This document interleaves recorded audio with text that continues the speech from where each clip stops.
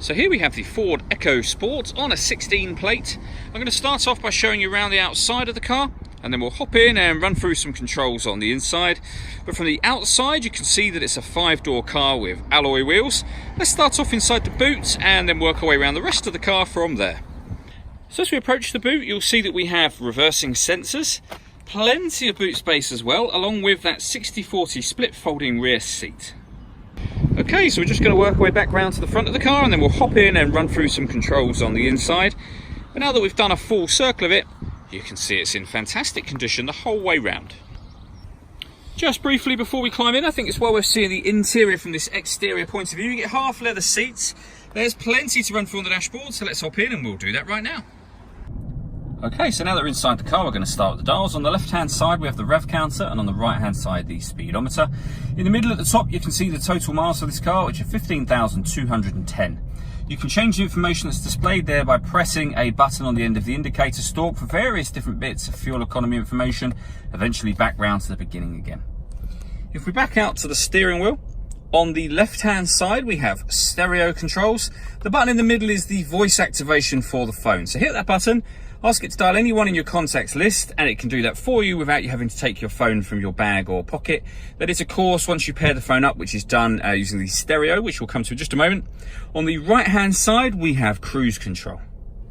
So the stereo over in the center here is where you will pair your phone, using obviously the screen directly above it as well. No phone paired, as you can see, but you can add. And then search for sync on your device and select sync once it is found. Just follow those instructions. It's very, very easy to do. When it comes to music in this car, firstly, with regards to the radio, you have FM.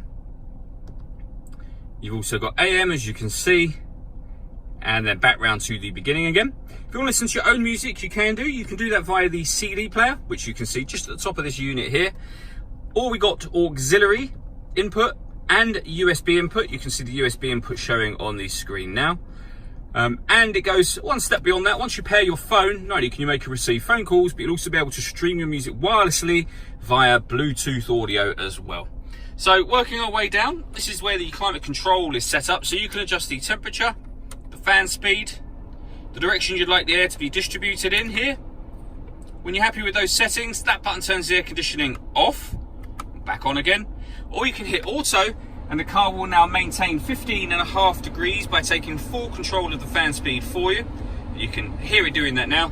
You can override that at any time you wish to.